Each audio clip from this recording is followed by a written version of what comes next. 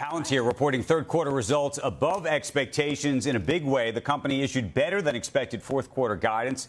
Shares down in the pre-market this morning. We'll talk about that as well. But joining us right now is somebody we've been talking about, frankly, all morning. Alex Karp is with us, Palantir CEO. Alex, it is so good to see you this morning.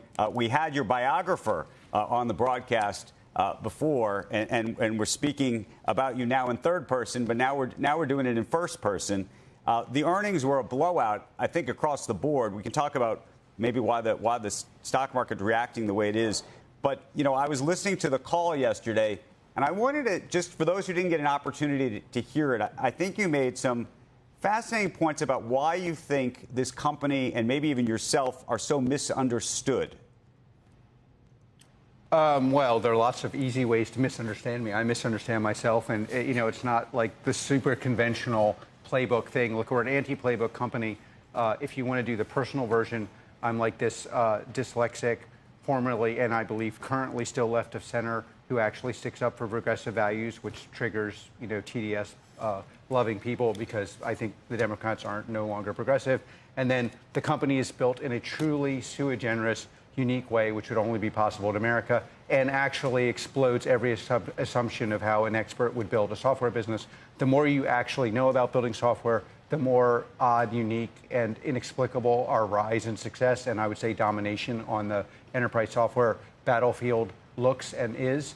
And then I would say one of my main issues is Palantir, because we called a lot of things that are kind of establishment views that often are viewed as kind of being super woke into question in every single assumption of Palantir. The people who piled in to Palantir were people investing their own money, often people who are not in the investor class, non-experts. And even till today, the experts sit on the sideline and say, hey, this can't be true, while the average American who invested in Palantir, and for the first time, maybe arguably since World War II, average Americans got venture returns investing in Palantir. So you have this massive divide between the average person who evaluated themselves and the expert class that still was working on assumptions that have historically not been true, that obviously, if you look at the earnings, if you actually look at, we grew the company, I mean, I'll go through, if you want to go through the numbers, but extraordinary results, yep. And then the expert class is weak-kneed, and the retail people are all in.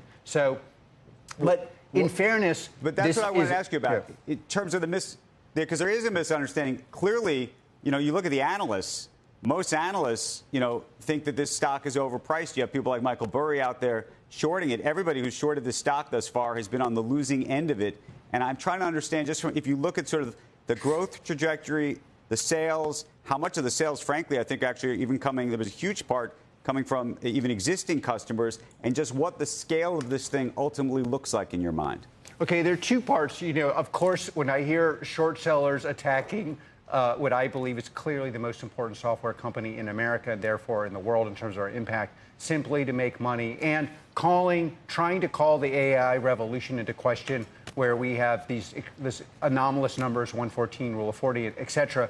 It just is super triggering, because these people, they could pick on any company in the world. They have to pick on the one that actually helps people, that actually has made money for the average person, that is actually supporting our war fighters. Why do they have to go after us? And I'll tell you what, though, it's crazy motivating, because I'll tell you why the short sellers are constantly getting screwed by Palantir. Because every time they short us, we just are like tripling down on getting the better numbers, and part, honestly, to make them poorer. But okay, so the question of like the actual power of the business and what is it worth? I mean, at the end of the day, one of the things that is actually in the book, the biography, and that I actually think you always have to ask is the person persuasive or are they right? And across all sorts of movements, political, I mean, you see this on the regressive part of the Democratic Party. We're about to probably have a complete disaster. I was born in New York. But if you actually said, do these things actually work? Everyone's like, of course I'm not going to vote for that. But instead they ask, does it work in theory? The theoreticians, you have to ask, how often have you been right? And Palantir is about pragmatic decisions that create unfair advantages for America and its allies.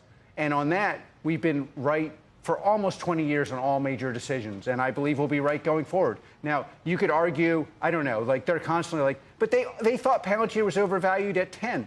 They thought it was overvalued at 20. I'm not even here saying what the valuation is. I'm just saying find a company in the world that has a rule of 114, that has U.S. commercial growing at 121%, that aggregate growth in the U.S. is 77%, that has throwing off free cash flow in a way that's anomalous, and that is fully aligned with our customers.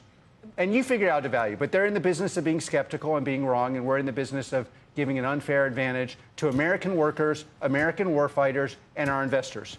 Being short is a very difficult place to be because you can lose everything, right? You can drive these people into the ground. Thank God. Like Michael Burry put a really big bet on it. It's almost $1 billion. It's $912 million. That's a big step for him to put into that. When you say you redouble your efforts, what do you do? What do you go back in? Well, first of all, it's like he's actually putting a short on AI. So the way I read it was us and Nvidia, and it's like the biggest position is you, though. I'm just looking through all of his shorts. Great. Okay. So, and then, by the way, with the shorts, it's very complex. It's not even clear that, honestly, I think what is going on here is market manipulation. We delivered the best results anyone's ever seen. It's not even clear he's not doing this to get out of his position. I mean, these people, they claim to be ethical, but, like they're actually shorting one of the great businesses of the world. And I'm not against shorting as a matter of theory, but I'm just saying pick something that is not doing a noble task. And, it's us against them, and that's a good position for us. I mean, look, when you're printing a rule of 114, again, people who aren't technical, I think roughly an incredible score, like an Olympic grade score on rule of 14 is like 50. I mean, that's roughly like if you're between 50 and 7, you're an Olympic athlete, a unique implement athlete. This is like Michael Phelps like score, like Michael Jordan. Like there are no scores like this. And 121 growth off of almost a 1.5 run rate in U.S. commercial, and a 77% growth in the U.S., and an aggregate off of an aggregate base of $4.5 billion. By the way, I predicted we'd get here. So, it's like if you want to short that, be my guest. You go ahead. We're just going to go do our things. I mean, look, I'll tell you, there's a tale of two cities in our society.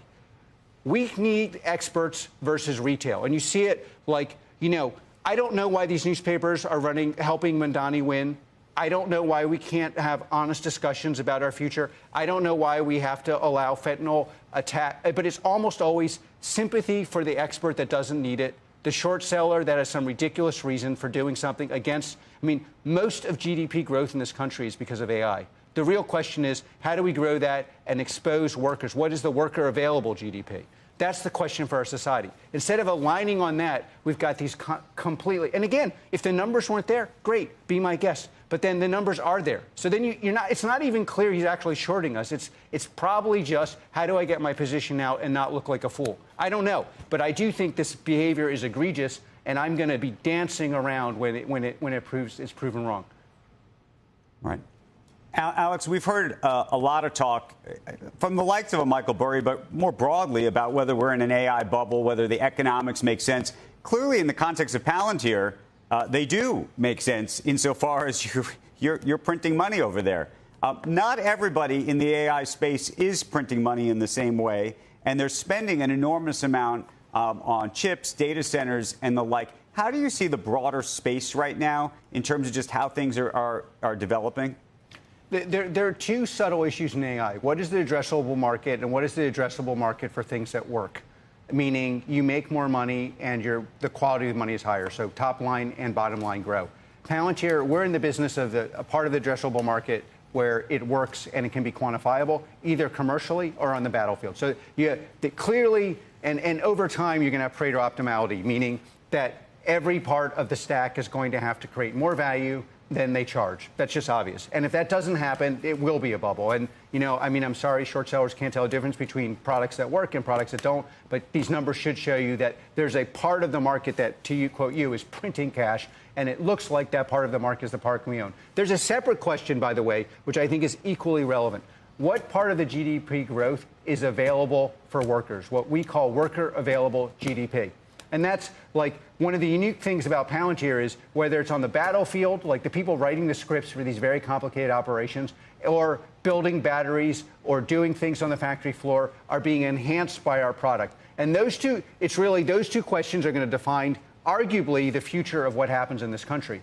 Does GDP grow because of AI, which only can happen if there's Pareto optimality, or And what the way we see it, the customer pays less than the value they create, which is abnormal, not exactly equal Pareto optimality. And that, it's unknown, honestly. You have this massive growth, but currently, as far as I can tell, the two companies he's shorting are the ones making all the money, which is super weird. Like, the idea that chips and ontology is what you want to short is batshit crazy.